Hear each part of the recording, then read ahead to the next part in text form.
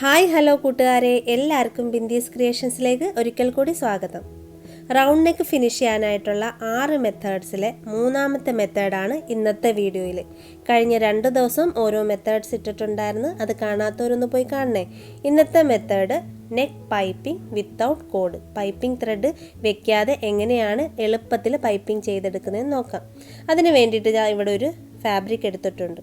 നമുക്ക് എല്ലാ ഫാബ്രിക്കിനും 2 വശങ്ങളുണ്ട്, ഒന്ന് സ്ട്രെയിറ്റ് ആയിട്ടുള്ളതും ഒന്ന് ക്രോസ് ആയിട്ടുള്ളതും.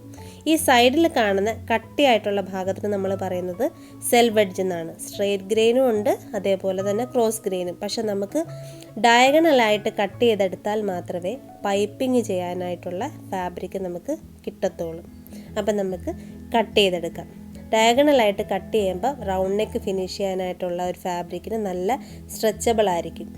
2 ലെയറിലെ ഫാബ്രിക് വെച്ചിട്ടുണ്ട്.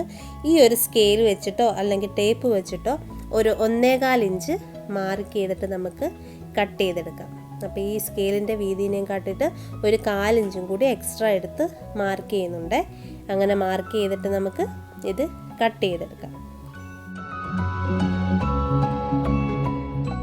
ഇനി ആ 2 ബയാസ് സ്ട്രിപ്പിൻ്റെയും എൻഡ് ഇതേപോലെ സ്ട്രെയിറ്റ് ആക്കിയിട്ടങ്ങ് കട്ട് ചെയ്യുക. സ്റ്റിച്ച് ചെയ്യുമ്പം എളുപ്പത്തിന് വേണ്ടിയിട്ടാണ് അങ്ങനെ കട്ട് ചെയ്ത് മാറ്റുന്നത്.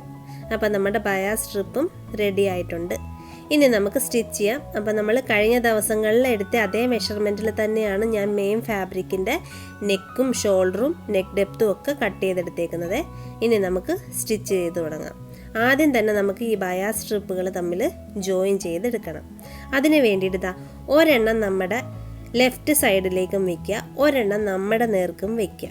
എല്ല് കണക്ക് കണ്ടോ, ഒരു എല്ല് കണക്ക് വെച്ചിട്ട് ഡയഗണലായിട്ട് സ്റ്റിച്ച് ചെയ്തെടുക്കണം, ഒരു എൻഡിൽ നിന്ന് അടുത്ത എൻഡിലോട്ട്. അപ്പോൾ കെട്ടിട്ടിട്ട് വേണം സ്റ്റിച്ച് ചെയ്യാൻ. തുടങ്ങുമ്പോഴും തീരുമ്പോഴും കെട്ടിടണേ.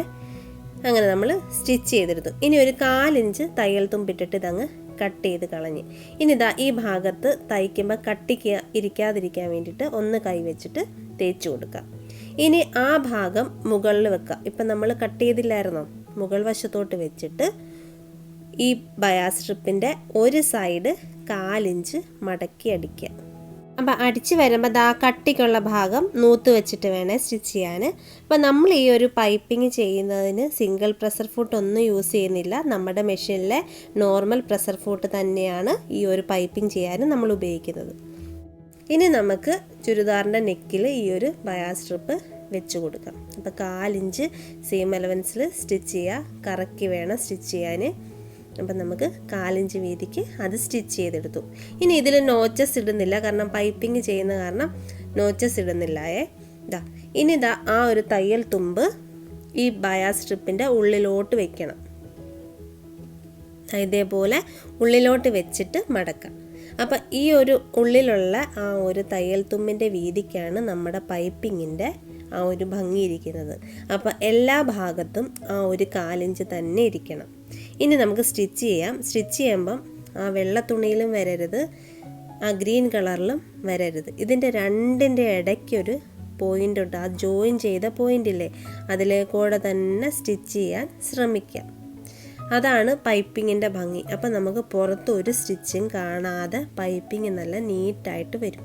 ഇനി അങ്ങനെ ചെയ്യാൻ ബുദ്ധിമുട്ടാണെന്നുണ്ടെങ്കിൽ വൈറ്റ് കളറിലെ ത്രെഡ് ഇട്ടിട്ട് ആ വൈറ്റ് ഫാബ്രിക്കിൻ്റെ എഡ്ജിൽ കൂടെ സ്റ്റിച്ച് ചെയ്തെടുത്താലും മതി. എങ്ങനെ ചെയ്താലും പൈപ്പിങ്ങിൻ്റെ വീതി ഒരേപോലെ ആയിരിക്കണം. അങ്ങനെ ചെയ്യുമ്പോഴാണ് പൈപ്പിംഗ് നല്ല ഭംഗിക്കിരിക്കുന്നത്.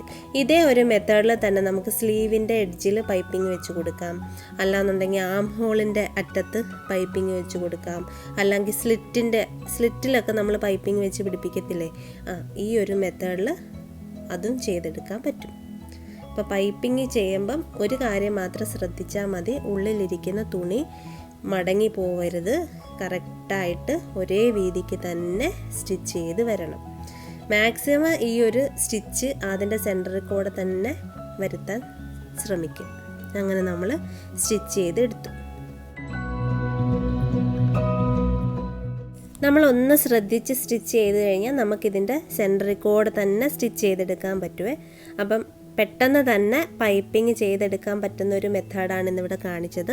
അപ്പോൾ ഈ ഒരു മെത്തേഡ് എല്ലാവർക്കും ഇഷ്ടമായിട്ടുണ്ടെന്നുണ്ടെങ്കിൽ ഒന്ന് ലൈക്ക് ചെയ്യാനും ഷെയർ ചെയ്യാനും കമൻറ്റ് ചെയ്യാനും സബ്സ്ക്രൈബ് ചെയ്യാനും, അതേപോലെ സബ്സ്ക്രൈബ് ചെയ്യുമ്പോൾ തൊട്ടടുത്തുള്ള ബെല്ലൈക്കൺ കൂടി എനേബിൾ ചെയ്യുന്ന കാര്യം മറന്നു പോകല്ലേ. അടുത്ത വീഡിയോ ആയിട്ട് നാളെ കാണാം. നന്ദി, നമസ്കാരം.